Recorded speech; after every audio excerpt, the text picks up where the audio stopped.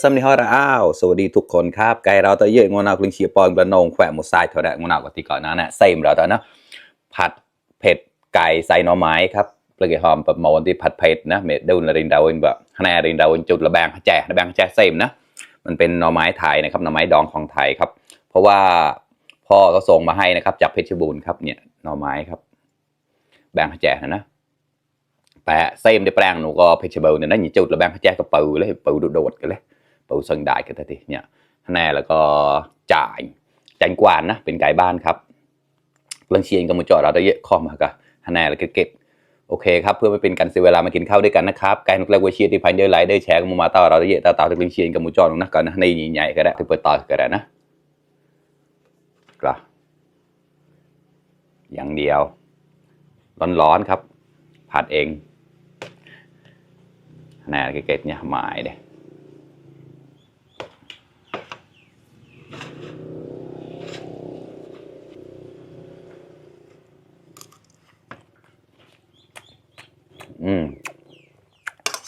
โอเคพอดีเผ็ดอยู่นะดาวน์กระไรกละ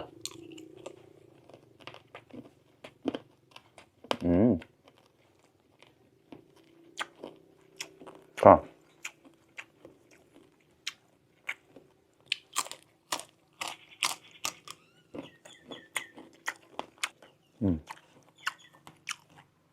หัวหม้ายแล้วลังไข่ครับ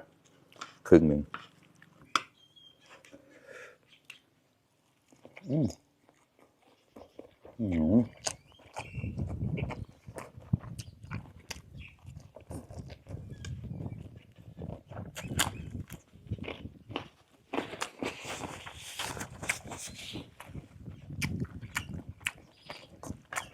ก็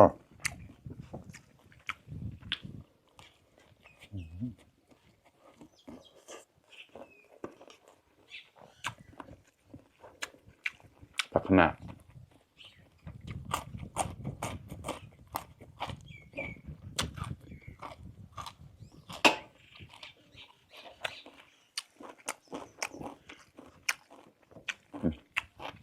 หมาย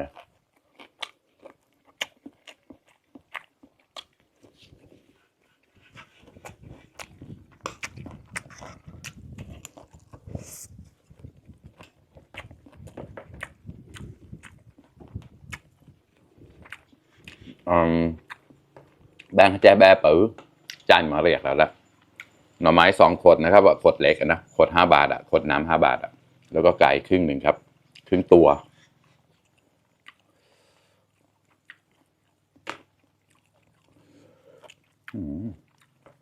อร่อยมากครับข้อมากะราว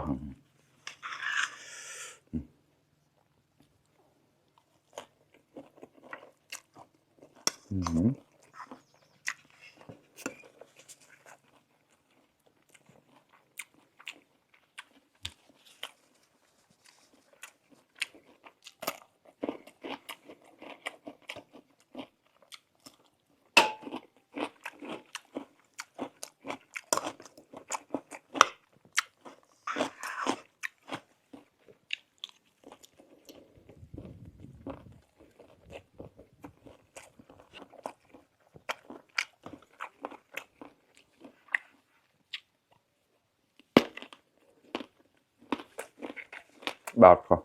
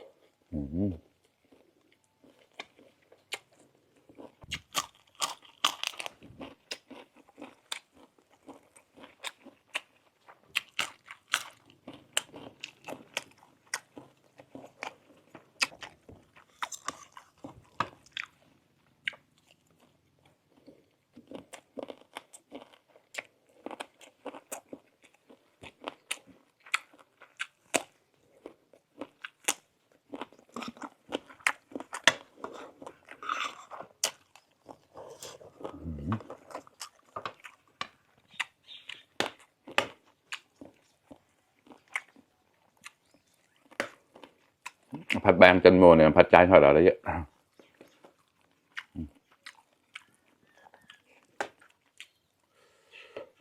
ไม่เลย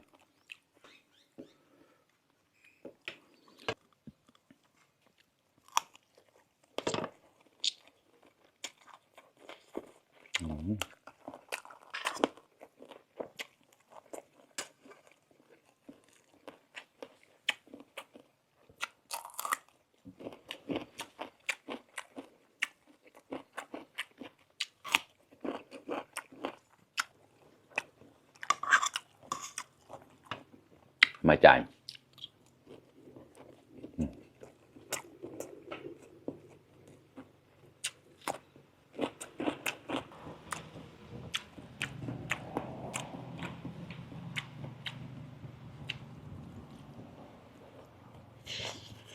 อืม